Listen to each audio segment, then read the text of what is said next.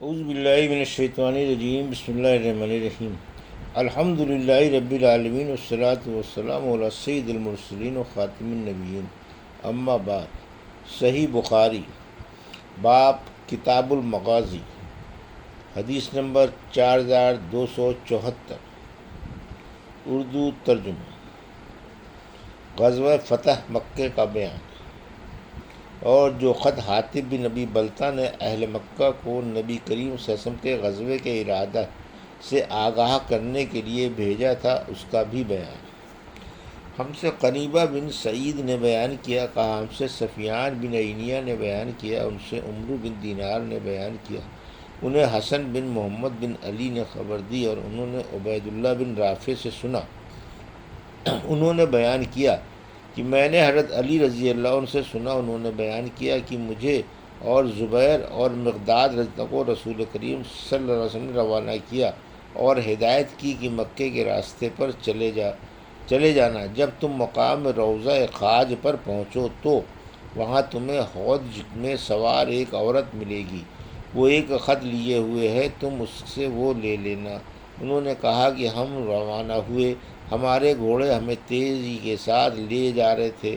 جب ہم روضہ خاص پر پہنچے تو واقعی وہاں ہمیں ایک عورت حوض میں سوار ملی جس کا نام سارایا کنود ہے۔ ہم نے اس سے کہا کہ خط نکال، وہ کہنے لگی کہ میرے پاس کوئی خط نہیں ہے، لیکن جب ہم نے اس سے یہ کہا کہ اگر تو نے خود سے خط نکال کر ہمیں نہیں دیا تو ہم تیرا کپڑا اتار کر تلاشی لیں گے، تب اس نے اپنی چوٹی میں سے وہ خط نکالا۔ ہم وہ خط لے کر نبی کریم صلی اللہ علیہ وسلم کی خدمت میں واپس ہوئے۔ اس میں یہ لکھا تھا کہ حاطب بن ابی بلتہ رضی اللہ عنہ کی طرف سے چند مشرکین مکے کے نام صفوان بن امیہ اور سہیل بن عمرو اور اکرمہ بن ابو جہل۔ پھر انہوں نے اس میں مشرکین کو حضور اکرم صلی اللہ علیہ وسلم کے بعض بھیدوں کی خبر بھی دی تھی۔ آپ فوج لے کر آنا چاہتے ہیں۔ حضور صلی اللہ علیہ وسلم نے دریافت فرمایا، اے حاطب تو نے یہ کیا کیا؟ انہوں نے عرض کیا، یا رسول اللہ، میرے بارے میں فیصلہ کرنے میں آپ جلدی نہ فرمائیں، میں اس کی وجہ عرض کرتا ہوں۔ بات یہ ہے کہ میں دوسرے مہاجرین کی طرح قریش کے خاندان سے نہیں ہوں، صرف ان کا حلیف بن کر ان سے جڑ گیا ہوں، اور دوسرے مہاجرین کے وہاں عزیز و اقربا ہیں جو ان کے گھر بار مال اسباب کی نگرانی کرتے ہیں۔ میں نے چاہا کہ خیر، جب میں خاندان کی روح سے ان کا شریک نہیں ہوں تو کچھ احسان ہی ان پر ایسا کر دوں جس کے خیال سے وہ میرے کنبے والوں کو نہ ستائیں۔ میں نے یہ کام اپنے دین سے پھر کر نہیں کیا، اور نہ اسلام لانے کے بعد میرے دل میں کفر کی حمایت کا جذبہ ہے۔ اس پر حضور صلی اللہ علیہ وسلم نے فرمایا کہ واقعی انہوں نے تمہارے سامنے سچی بات کہہ دی ہے۔ حضرت عمر رضی اللہ عنہ نے عرض کیا، یا رسول اللہ، اجازت ہو تو میں اس منافق کی گردن اڑا دوں، لیکن آپ صلی اللہ علیہ وسلم نے فرمایا، غزوہ بدر میں شریک رہے ہیں، یہ غزوہ بدر میں شریک رہے ہیں، اور تمہیں کیا معلوم، اللہ تعالیٰ نے جو غزوہ بدر میں شریک ہونے والوں کے کام سے واقف ہے، اس نے ان کے متعلق خود فرما دیا ہے کہ جو چاہو کرو، میں نے تمہارے گناہ معاف کر دیے۔ اس پر اللہ تعالیٰ نے سورہ ممتحنہ میں یہ آیت نازل کی، اے وہ لوگوں جو ایمان لا چکے ہو، میرے اور اپنے دشمنوں کو دوست نہ بناؤ کہ ان سے تم اپنی محبت کا اظہار کرتے رہو۔ حدیث نمبر 4275، اردو ترجمہ۔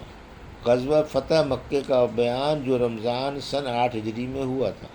ہم سے عبداللہ بن یوسف تنیسی نے بیان کیا، کہا ہم سے لیث بن مسعود نے کہا کہ مجھ سے عقیل بن خالد نے بیان کیا، ان سے ابن شہاب نے کہا کہ مجھے عبید اللہ بن عبداللہ بن عتبہ نے خبر دی، اور انہیں ابن عباس رضی اللہ عنہ نے خبر دی کہ نبی کریم صلی اللہ علیہ وسلم نے غزوہ فتح مکہ رمضان میں ہوا تھا۔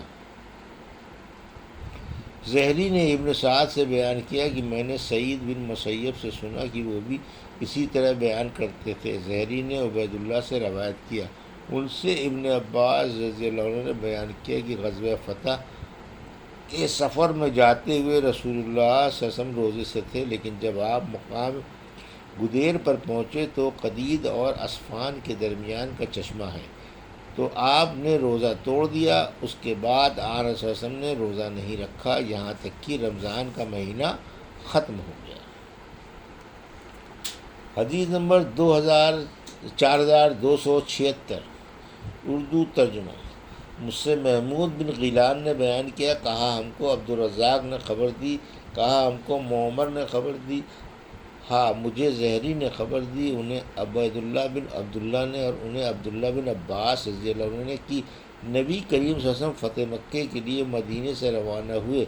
آپ کے ساتھ 10 یا 12 ہزار کا لشکر تھا۔ اس وقت آپ کو مدینے میں تشریف لا کر 8.5 سال پورے ہونے والے تھے۔ چنانچہ آن حضرت صلی اللہ علیہ وسلم اور آپ کے ساتھ جو مسلمان تھے مکے کے لیے روانہ ہوئے۔ حضور صلی اللہ علیہ وسلم بھی روزے سے تھے اور تمام مسلمان بھی، لیکن جب آپ مقام قدید پر پہنچے جو قدید اور آپ کے ساتھ مسلمانوں نے بھی پہنچے تو جو قدید اور آپ کے ساتھ مسلمانوں نے بھی روزہ توڑ دیا۔ زہری نے کہا کہ آن صلی اللہ علیہ وسلم کے سب سے آخری عمل پر ہی عمل کیا جائے گا۔ حدیث نمبر 4277، اردو ترجمہ۔ مجھ سے عیاش بن ولید نے بیان کیا، کہا ہم سے عبدالعلیٰ نے بیان کیا، ان سے خالد نے بیان کیا، ان سے اکرمہ نے اور ان سے حضرت ابن عباس رضی اللہ عنہ نے کہ نبی کریم صلی اللہ علیہ وسلم رمضان میں حنین کی طرف تشریف لے گئے۔ مسلمانوں میں بعض حضرات تو روزے سے تھے اور بعض نے روزہ نہیں رکھا تھا، لیکن جب حضور صلی اللہ علیہ وسلم اپنی سواری پر پوری طرح بیٹھ گئے تو آپ نے برتن میں دودھ یا پانی طلب فرمایا اور اسے اپنی اونٹنی پر یا اپنی ہتھیلی پر رکھا اور پھر پی لیا۔ پھر آپ نے لوگوں کو دیکھا، جن لوگوں نے پہلے سے روزہ نہیں رکھا تھا انہوں نے روزہ داروں سے کہا کہ اب روزہ توڑ لو۔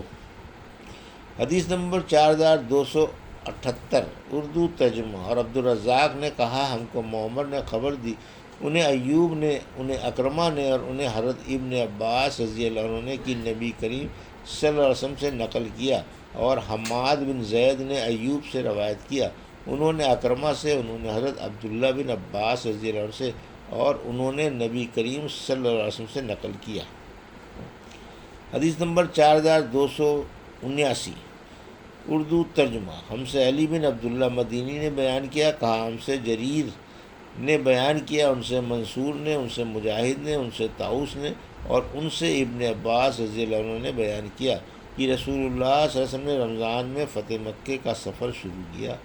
آپ روزے سے تھے، لیکن جب مقام اسفان پر پہنچے تو پانی طلب فرمایا۔ دن کا وقت تھا اور آپ نے وہ پانی پیا تاکہ لوگوں کو دکھلا سکیں۔ پھر آپ نے روزہ نہیں رکھا اور مکے میں داخل ہوئے۔ بیان کیا کہ ابن عباس کہا کرتے تھے کہ نبی کریم صلی اللہ علیہ وسلم نے سفر میں بعض اوقات روزہ بھی رکھا تھا اور بعض اوقات روزہ بھی نہیں رکھا، اس لیے سفر میں جس کا جی چاہے روزہ رکھے اور جس کا جی چاہے نہ رکھے۔ مسافر کے لیے روزہ نہ رکھنے کی اجازت ہے۔ روایت میں فتح مکے کے لیے سفر کرنے کا ذکر ہے، یہی باب سے مطابقت ہے۔ یہ تھی صحیح بخاری باب کتاب المغازی کی حدیث نمبر 4274 سے 4279 کا اردو ترجمہ جو ابھی آپ نے سماعت فرمایا۔ اللہ سے دعا ہے کہ اللہ من حدیثوں کی صحیح سمجھ عطا فرما اور ان پر عمل کرنے کی توفیق عطا فرما، آمین یا رب العالمین۔